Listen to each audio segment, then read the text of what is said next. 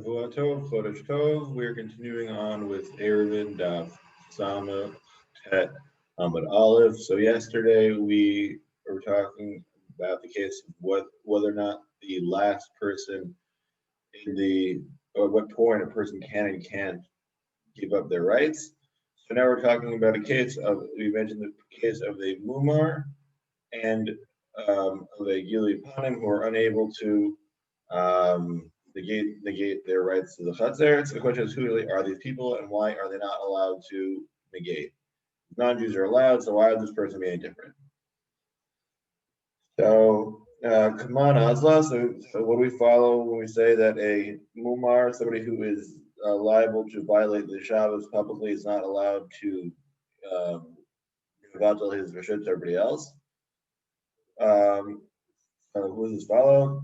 Come on, Azla, Hadatanya, Mumar, Bagili Panim, Hareza, Adam Vatal Rishut. We have another bracket that says if somebody is a Mumar Muni who's known um, to violate certain halachot, and also somebody who's called Gili Panim, somebody who's brazen, is not allowed to be a Vatal Rishut.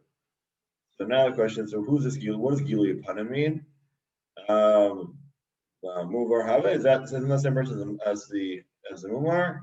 So Ella, rather we should read. Let's reread that. Right, Mumar Bigilad Panim Enu Yachol Batel Rashut Kuman Kerbiuda. So we say that if a Mumar, meaning a brazen apostate, somebody who publicly displays that he doesn't follow the Torah mitzvot, he's the person who's not allowed to mevatel his reshut to others. He can't give up his rights to his usage of the courtyard so that somebody else can have an eruv. So now we're now have a different story. So Hahu did Avak Bechumata Jumdusha. So someone went out wearing a coral ring on Shabbos, just forbidden. Given the Chazil Rabbi Yehuda Nasiya Kastis. Then when Rabbi Yehuda Nasi saw him, he covered it so he wouldn't see it. So Amar go and say Vatal Rashud Rabbi Yehuda. So Rabbi Yehuda Nasi said that a person who does this, who doesn't want people to know that he's doing the wrong thing in public, he's allowed to be Vatal Rashud according to Rabbi Yehuda. That's what it means. That's the level which will still allow you to be Vatal Rashuds because you're not publicly, you're still ashamed of it to a degree. Amar of Huna Eza Hu Yisrael Mumar. What point is a person considered to be a deliberate violation of Torah mitzvot and for the purposes of creating other halachic issues? So Zeh Machal Shabtot B'Farhes. This person who violates Shabbos publicly from everybody else. So Amar Lair Rahman Kaman. Rabbi Meir de Amar Chashul Davar Achad Chashul Talkura Kula Afilo Bechad because there's a Torah Nami. So what do we mean that only one thing all you need to do? So Rabbi Meir says that even if it's you're suspected of not observing a single part of the Torah publicly and deliberately, then you're not to about anything. So then what's the difference between whether or not he's not careful about Shabbos or anything else? Like why are you singling out Machal Shabbos for Hesia? Ikir about him, but if we're following the Chachamim, Amri Chashul Davar Echad Lo Havi Chashul Chol Torah Kula Ad Havi B'Mor Avodah Zarah. But didn't the Chachamim say elsewhere that only sin with which if you violate that it removes you from your liability for the rest of Torah mitzvot is if you are known to be an idol worshiper. So what is it? So we're not. So we're trying to figure out who is this person that's considered to be this mumar who's not fit, and what is he this person deliberate violation of that prevents him being able to negate his rishud.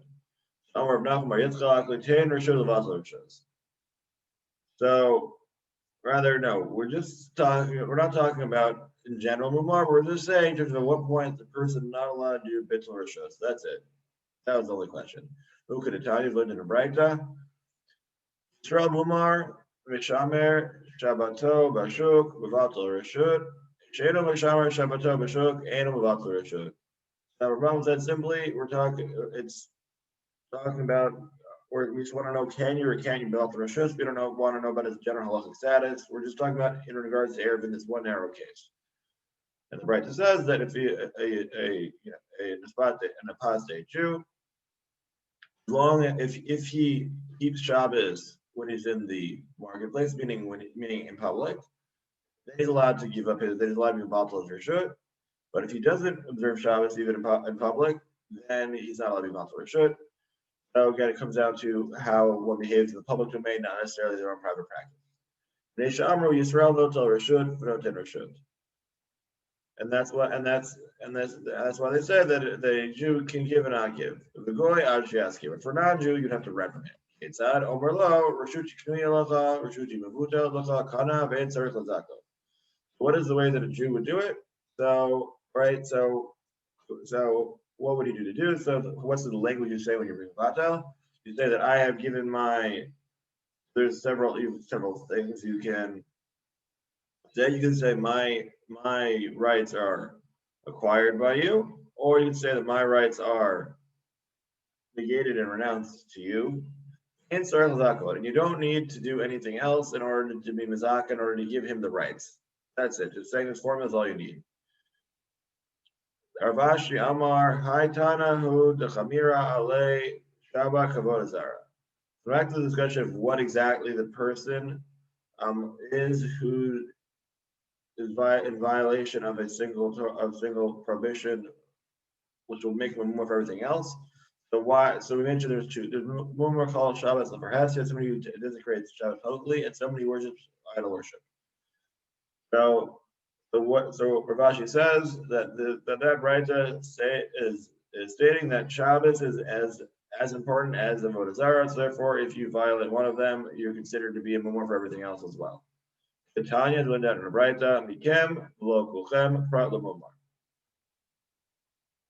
Right. So when it says that anybody's allowed to bring a korban, Mikem, it means that anybody's allowed to bring a korban except for somebody who's a mumar. Mikem bachem chilakti v'lo b'umot. And also Mikem says that Jews supposed to bring a korban, but the non-Jews, they're not supposed to do not have all the same laws that you have in terms of korban. Whether or not a non-Jew can give a korban or not is a subject to the machloket that's we'll leave aside for now. Mina be'ema lavi bnei adam damina be'ema. So and we learn from the Bible when it says mina be'ema from the animals means that even a person who's wicked like animals can still bring a korban. Mikan amru v'kalam korbanam miposh Yisrael kadesh yachzru b'shuva. And from this, we learn that you're allowed to accept korbanot from the sinners of Bnei Israel in order that'll help them do tshuva to repent. There's 3 people who are considered to be too far removed, who you will not accept their korbanot. That is the mumar, the apostate, who is as well as the matzachai, somebody who pours wine out for Avodah Zarah. The machal shows up for Harejet, somebody who violates Shabbos publicly. Those are the 3 people who we will not accept their korbanot until they've done tshuva for those acts. Wait, but we already excluded the mumar, so why are we excluding them again?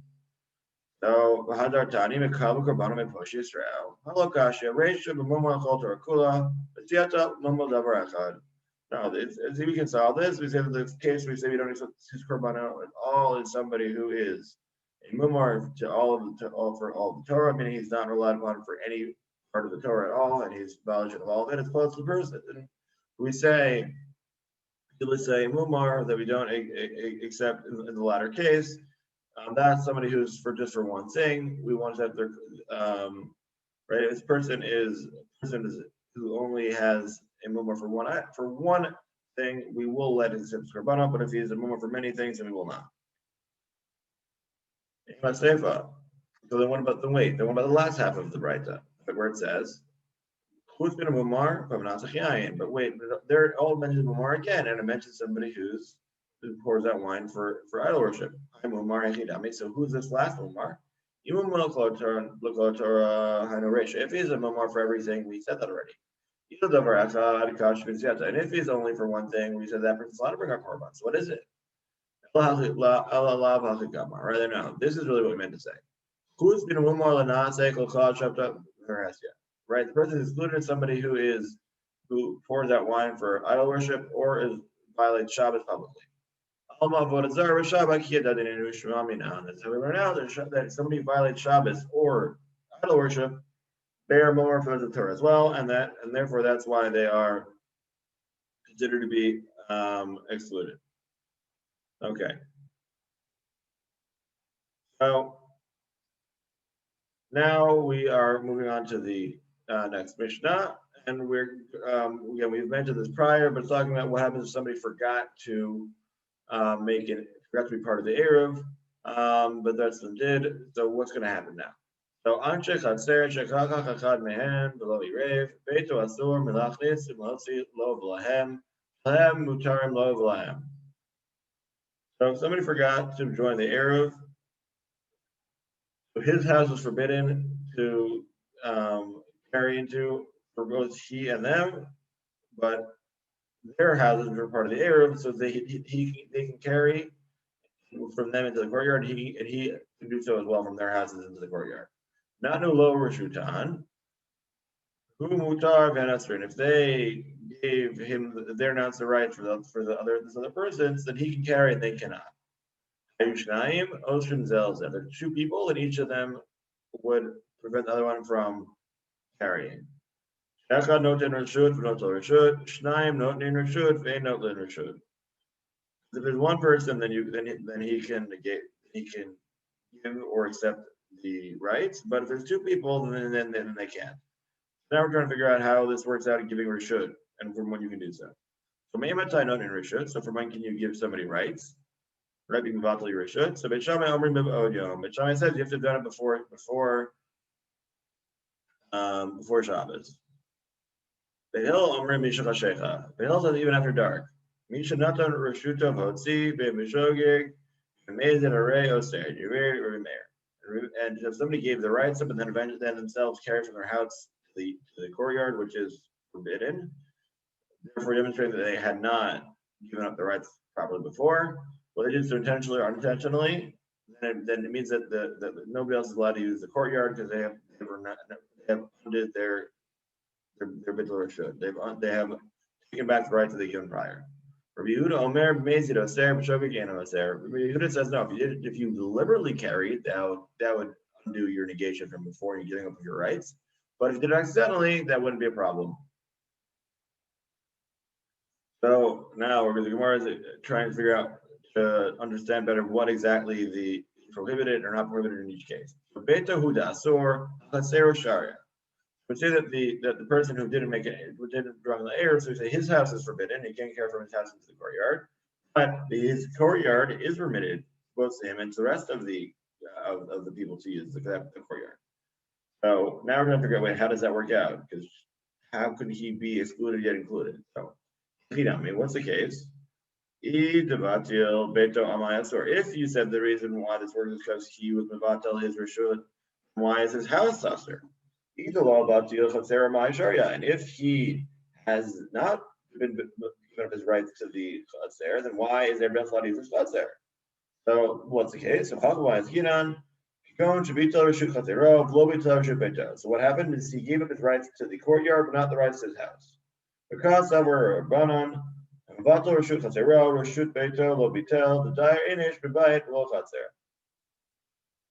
so rather this is all according to the Chachamim, would say that you can give up your rights to if you try to give your rights to your chatzer, the rights to your house aren't you can actually do that, right? You can renounce one without the other one because we say that you can live in your house without having access to the courtyard. And then why is he allowed to use their part of the courtyard as well as their houses? The answer is because he's considered to be a guest, then that's why he's allowed to use their area. So now let's continue on explaining the Mishnah. So not Nulo Rishutan, who mutar panasarin.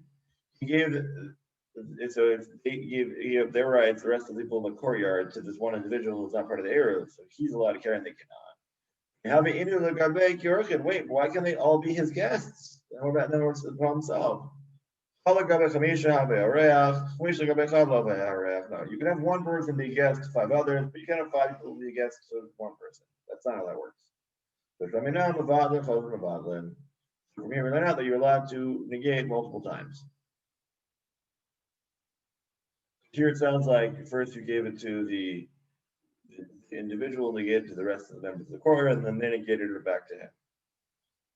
So how did Kamar? Not no lower Shutan Meikara, Humutar Panasri. No, actually, no, that you can't prove that from there. Rather, they were saying that in the beginning, what they did is they decided to give the rights to the other, the many gave the rights to the individual, and we say that he's allowed to carry and they cannot, so we didn't actually prove anything. Okay.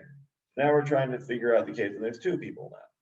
So how you Chaim, most people tell us that there's two individuals and one didn't make an error, and neither of them can carry because they forbid each other. Isn't this obvious that if two people are not joined together in error creates an issue? No, we do need it. One of them turned to give him his rights. May have thought that it's mutter because he did wasn't about to No, we say that doesn't work since he had given up his rights in the courtyard, therefore his mitzvah is no longer effective, and therefore they're still both unable to carry.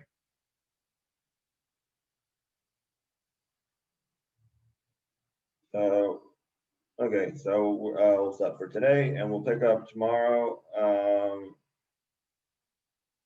Actually, no, let's do more. Let's do this next little bit. So, because one person gets the rights, and not multiple people. So, why do we say that one person is giving up his rights to the area?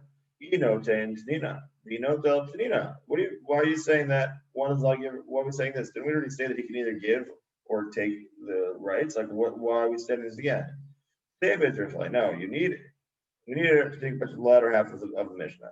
That's Chaim, not Rosh. So two people can give rights. Now, it's not obvious that two people can give up their rights. No, you may have thought that no, you can't give away rights in general. So what is? So you may have thought that there's a problem with doing so because maybe you'll end up being Mavato. We're not worried about that. The word that will let you give up your rights, but and being noted in Rishus is not the same as being Mavato. And therefore, we're not worried that you're going to make a mistake in the order of doing so. Therefore, we don't have. So we're saying that we're not worried about somebody making said mistake.